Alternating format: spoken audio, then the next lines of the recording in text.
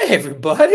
Look at us and look at you. We are back. Noles 24/7. X's and Noles pre-spring position preview series. I'm here with Kevin. I'm here with Adam. I am Trey Rowland. Yes, sans beard. I am all aerodynamic and built for speed because we're going to be plowing through these spring previews as we get on to spring football. Guys, I am excited. Speed is an apt adjective right now because we are talking about running backs. Running backs have never been an issue really for Florida State under Mike Norvell and at all during Mike Norvell's tenure. If there's one thing, he is a running back wizard. We have a lot of talented names departing the room this year. Obviously, you saw the combine. Trey Benson, he's gone. Rodney Hill is – where did he I don't know where he ended up. He's at FAMU. He's at FAMU now, but long and winding road. But he is at FAMU, and CJ Campbell is at FAU. And we know the guys that are back. Before we get into individual names, guys, what have you felt about the production of the running backs at Florida State under Mike Norvell? A lot of hype that they had to live up to with his reputation as a running back developer in Memphis. Do you think over the years that reputation has carried itself to Florida State, or have you guys been a little underwhelmed? Go ahead, Kev. Go ahead, Kev. I would say the first few years definitely overproduced from what you were expecting. I don't think any of us expected Jashaun Corbin to really do what he did, and he did. And then Trey Benson, no one was hyping him up, and he had a couple really great seasons. Trayshawn Ward made a name for himself here at Florida State. Consistently, these guys are transfers that aren't sought after necessarily, or even former walk-ons that end up like balling out. And you've got to say it's a trend. And ironically, I think last year was their most disappointing year running the ball. And, I think part of that might be on the offensive line. A good part is probably on the offensive line. And I didn't feel like the offensive line and running back synced their skill sets quite like you're used to seeing with a Mike Norvell offense. It felt a little disjointed. You have this guy, Trey Benson, that needs a step or two to get downhill before he's at his best, in an offensive line that was, missing assignments and not winning those battles.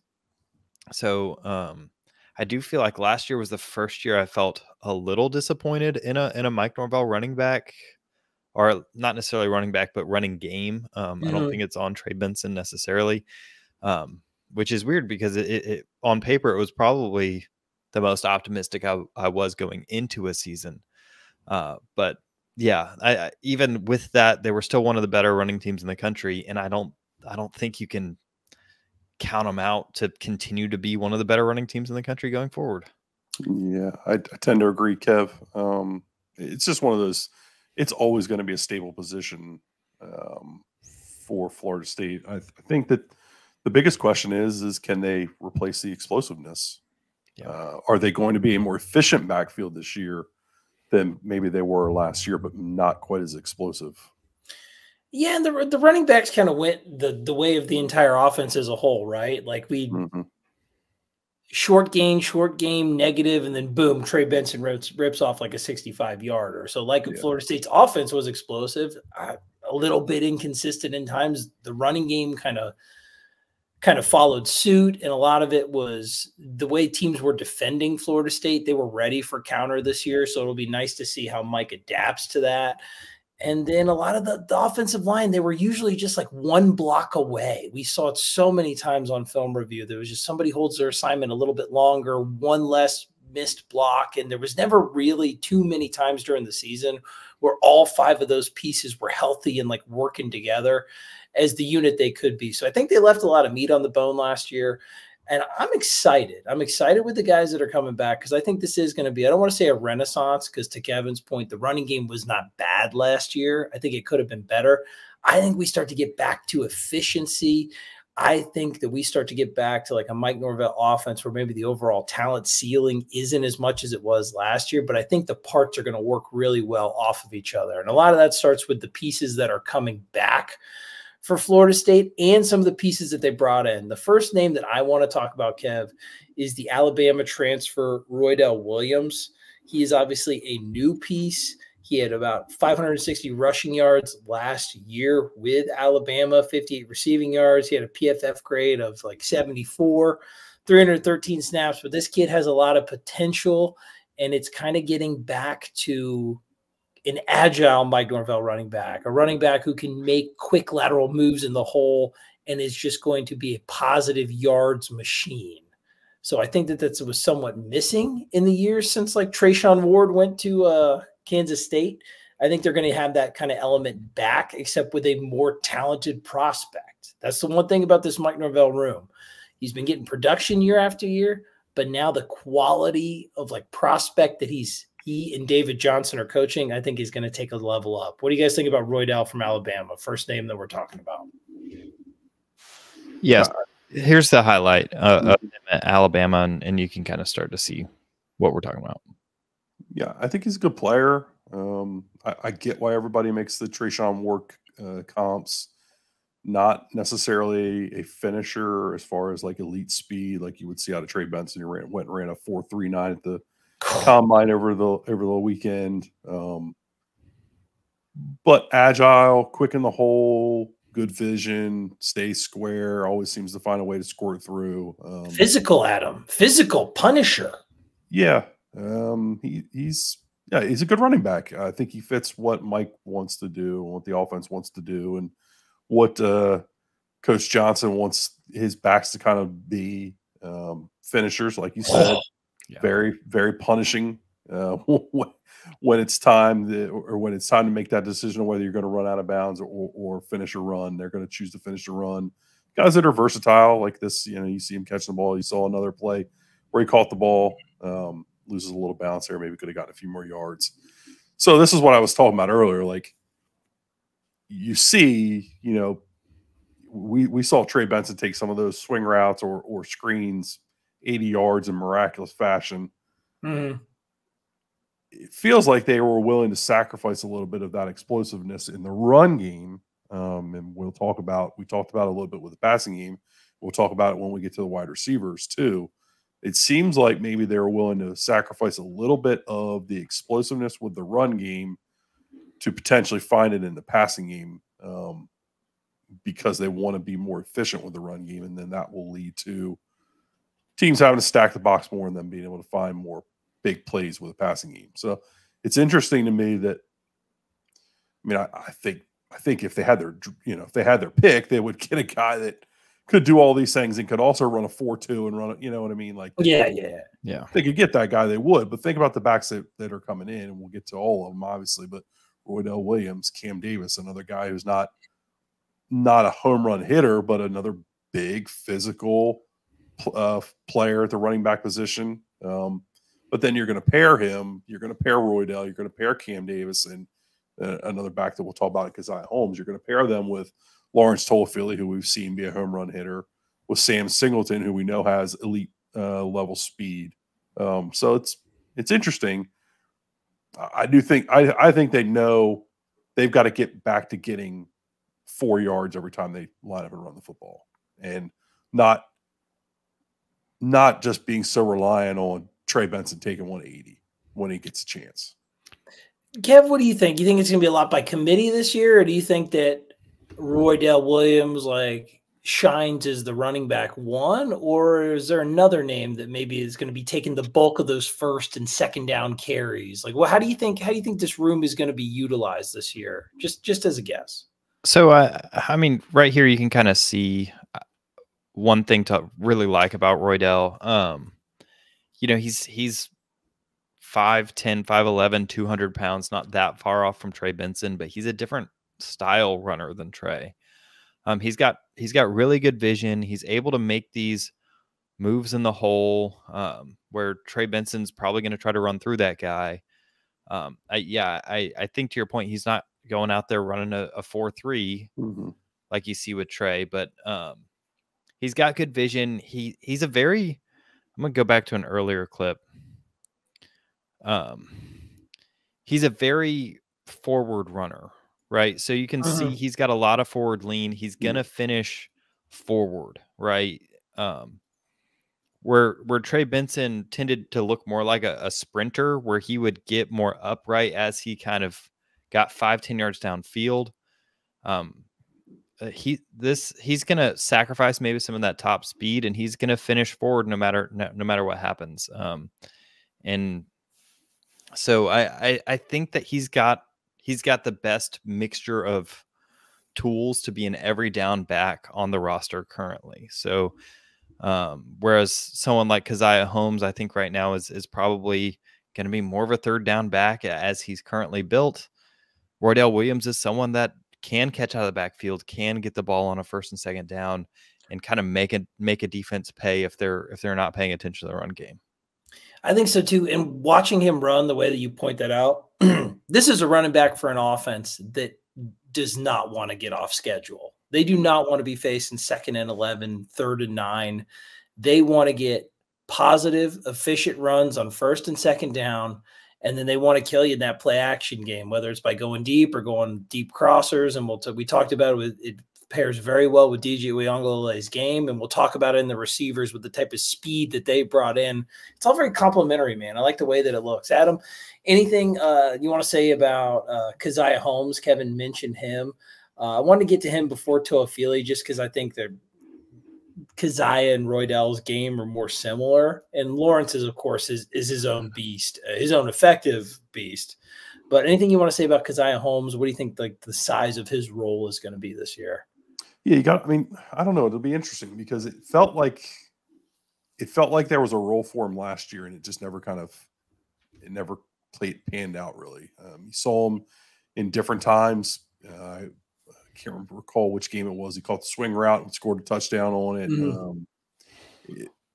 It felt like every time he had an opportunity, he made a play.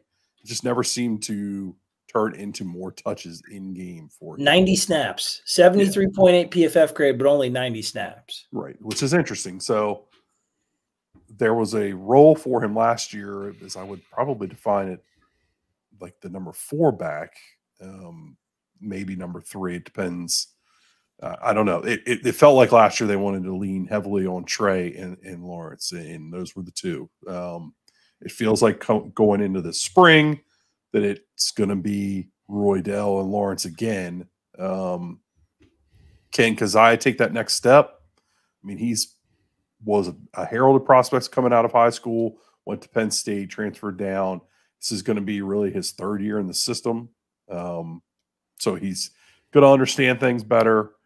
It would make some sense to me that they're going to get back to wanting to really feature the run game, which we saw 2 years ago, and that maybe you see Caziah get into that, I don't know, 130-ish kind of touch role, maybe 140, somewhere in that ballpark. As like a number 3 back, a guy like Kev kind of mentioned, being a guy you can run out there on 3rd down. It's be curious to see what type of pass blocker is. These are answers we don't have, or questions we don't have a lot of answers to. We haven't seen enough of him in this offense to know, is he a guy you can depend on in pass blocking? He's shown himself to be physical. He's shown himself to be a good player catching the football out of the backfield. It would be nice to get some more looks at him and keep a guy like LT fresh over the course of the season. Keep Roydell kind of fresh as you play out through the year. Yeah, I mean, I would like to see more of him. I think that there's some juice in his legs. I think so too. And he had 90 snaps last year, just for reference to some of the guys who left. Rodney Hill had 109. Right. CJ Campbell had 43. A lot of those carries are going to be going to like Kaziah Holmes now. Of course, Trey Benson had like 413. Lawrence Toafili, we're going to be talking about next, had 361. But those like extra, like, what was that? 90, 100, 40, those extra 230 snaps, like outside of like they are going to be distributed now. I'm very interested. I don't know yet. I guess I want to wait till spring before I see if it's going to be one guy with some compliments, or is it going to be a true like 3-headed monster type deal? Trey had 156 carries last year. I mean, just right now, would either of you project any of these running backs to go carry the ball 156 times this season? No, I wouldn't think so. I don't think so. No, I think it's going to be more. I think it's more going to be evenly distributed. I think that a lot of and we'll talk about some of the other bodies they brought to the room. The running back who I would think that would approach that many carries right now, if I had to bet, even though he's the newcomer, would be Roydell. Right. If I had to right now. But I'm with you. I don't think it. I don't know. Maybe the leading rusher will have like 110 max. I feel like I don't know 110, 120. I mean, LT had 69 carries last year. Yeah, that was your number. That was your number 2. Rodney Hill was 50 carries. So it's interesting. Yeah, I think I'm with you. I think that we're going to see more of maybe like 110 or 100, somewhere that kind more guys more in that range, spread out amongst the backfield. I think so. Let's talk about Toafili, Adam's favorite player. Who he left off the most. What was the list that you decided to leave, Mr. Top Toafili? 40 most Top important. 40, yeah. Preview for the peeps. You gonna be doing that again this year? I mean, no, because he's going to be clearly your number 2 running back. And I thought Rodney Hill would save the explanations for the show. Don't give the people everything already. I just wanted to hear the contrition a little bit. Let's talk about Toafili. Adam, or we'll go with Kev. Kev, what did he bring to the offense last year? What do you think he's going to bring this year? He had a wonderful performance against Louisville, and he made explosive plays. Look how slow Keon is going in motion. Yeah. How about that? That was what do we think? Do we expect more? Do we expect different? Do we think he's maybe maxed out with the type of player that he is, which isn't a bad thing? I mean, what are you expecting from Lawrence next year, Kev?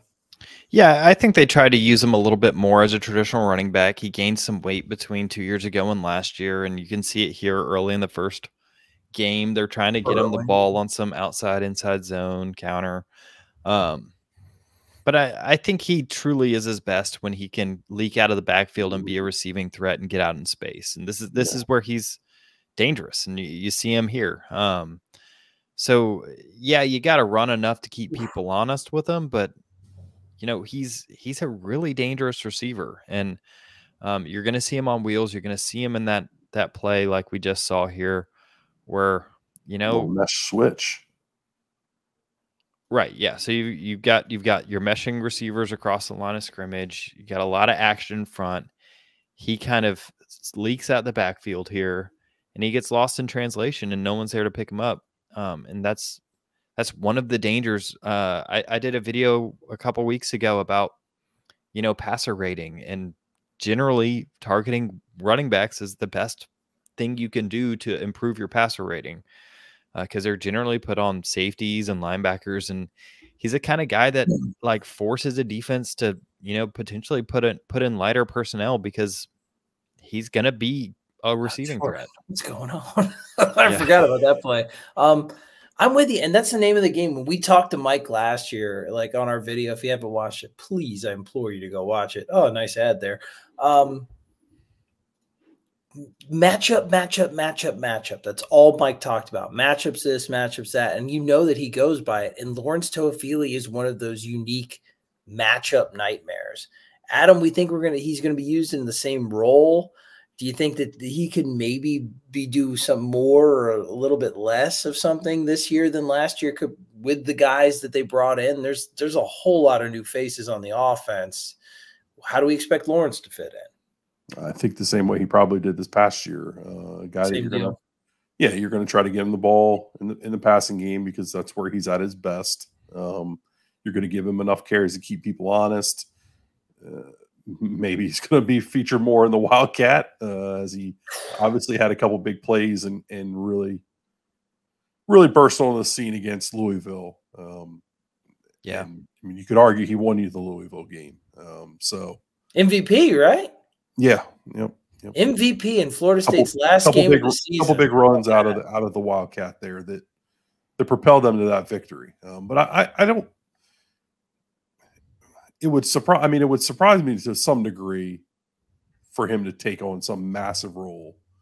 But I mean, this is one of Mike's first big recruits that he went out and got. So I think that there's probably some level of, I really want to see this young man, see it all the way through, become the big running back that I thought he could be.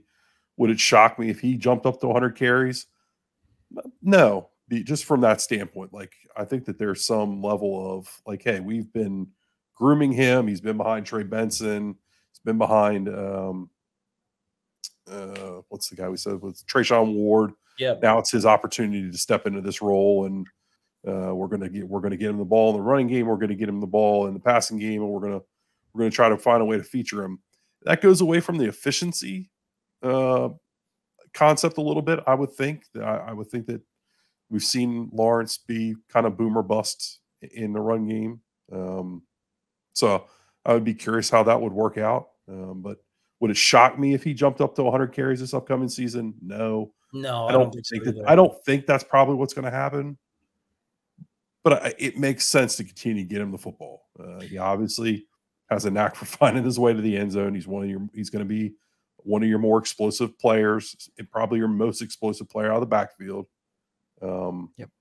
Getting the ball in the passing game makes a ton of sense. Getting the ball in outside zone, let him get downhill and use that speed makes a ton of sense. So, but also, I would argue that it makes a lot of sense to pair him with DJ Uiagalelei as someone who, you can motion out of the backfield, give an empty set. That gives DJ pre-snap looks. He can see kind of who follows, if it's man or zone.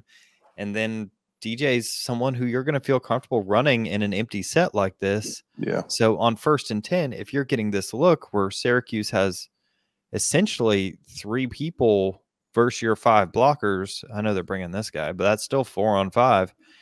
You take the 5 yards with DJ, and it's like, do you put a lighter guy in there that can help defend Lawrence Toafili when he goes out as a wide receiver? Or do you put a bigger guy in there to help you defend when DJ is going to take the ball up your gut because he can operate as a running back in the backfield? So I think they pair really nicely together. Tough choices. And that's what Mike Norvell loves defensive coordinators to make. Tough choices. I'm with you. Having a running back that is that comfortable in space opens up a lot of stuff for a new quarterback in the system. All right. So from the guys that we haven't mentioned yet, we haven't talked about Sam Singleton. We haven't talked about the other transfer, Jalen Lucas, who is more of like a Lawrence Toafili, like Ja'Kai, like gadget type guy. We haven't talked about Jalen Lucas. We talked about the touted incoming freshman, Cam Davis. Any one of those guys you want to mention before we wrap this one up? No, and I think it's important to note that this is spring. I think some people are going to be like, "Oh, why didn't you mention Mekhi Danzy?" This is just a spring preview, so these guys are only going to be here for spring.